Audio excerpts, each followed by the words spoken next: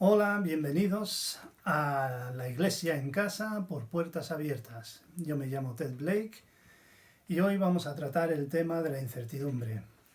Cuando yo pienso en el COVID-19, en todo el mundo, lo que ha estado ocurriendo en estas últimas 2 semanas, no sé si tú piensas lo mismo o lo sientes lo mismo que yo he sentido.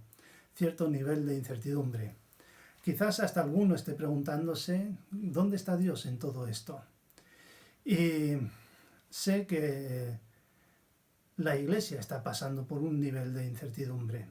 Y todo esto me hace pensar en los versículos de Santiago del capítulo 1, de los versículos del 2 al 4, que dicen: Hermanos míos, tened por sumo gozo cuando os halléis en diversas pruebas, sabiendo que la prueba de vuestra fe produce paciencia. Mas tenga la paciencia su obra completa para que seáis perfectos y cabales, sin que os falte cosa alguna. En estos últimos 65 años llevamos trabajando con la Iglesia perseguida en todo el mundo, hemos ido aprendiendo algunas cosas, y cuando la Iglesia se enfrenta a la incertidumbre, suelen ocurrir 3 cosas. Y la primera es que cuando uno se enfrenta a la incertidumbre y tiene que pasar por diferentes cosas que prueban su fe, con frecuencia, esa misma prueba, al pasar por ella y llegar al otro lado, esa persona sale más valiente, sale más fuerte y más comprometido con Cristo. La segunda cosa que ocurre es que a medida que la Iglesia va siendo dispersada y obligada a recluirse en sus casas,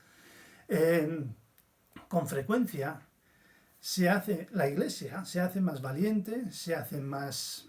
y también forma otro estilo de Iglesia, no tan pegado a su historia, no tan pegado a sus rutinas, pero una Iglesia comprometida con una causa, con la causa del Señor Jesucristo.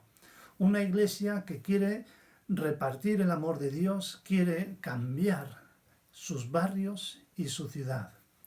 Y la tercera cosa es que por medio de las dificultades, por medio de las pruebas, por medio de las luchas y de la incertidumbre, la Iglesia crece. Si echas un vistazo a la historia, puedes darte cuenta de que en general, cuando la Iglesia sufre presión, también se extiende, corre el mensaje del Evangelio. Quiero compartir con vosotros una historia de un pastor en Nigeria que ilustra mucho lo que acabo de decir. Este pastor se llama Marcus y su historia muestra cómo el Evangelio, aunque a veces puede parecer como que está siendo pisoteada, que su camino parece que está a punto de extinguirse, siempre vuelve a nacer, vuelve a resurgir. Y por eso estoy convencido de esto, de que no importa cómo se encuentre la Iglesia hoy en día en España, porque Dios, Jesús, sigue edificando su Iglesia. Y la historia del pastor va así. Cuando Boko Haram, un grupo extremista muy activo en Nigeria, atacó la aldea del pastor Marcus, todo el mundo salió huyendo y él dijo, varios meses después del ataque, volvimos otra vez allí, pero seguíamos traumatizados. Y al principio, cuando los cristianos volvieron a la aldea, el pastor dijo, cuando volvimos, algunas de las paredes de la iglesia todavía tenían manchas de sangre. Y todos los que veían esas manchas sentían miedo de volver a la iglesia. El pastor dijo, este ataque puso mucho miedo en los corazones de la gente. Pensaron que si iban a la iglesia podrían sufrir el mismo ataque, así que mucha gente no iba a la iglesia. Y como resultado, la vida espiritual de muchos se debilitó. Lo que me encanta de esta historia es que el pastor Marcus se hace vulnerable y confiesa abiertamente. Cuando caminas con el Señor y estas cosas te suceden, sientes una gran decepción y temor y una pérdida de confianza. Y dice honestamente que en ese tiempo de su vida espiritual se tambaleó. Lo dijo así, tenía miedo, que honestamente mi fe tambaleó. Y también dijo que la palabra de Dios me recordaba continuamente que el que pone su confianza en Dios no será abandonado. En este tiempo el pastor Marcos estaba pastoreando una iglesia de otra aldea. Luego fue enviado a esta aldea que estaba en el centro de las actividades de Boko Haram.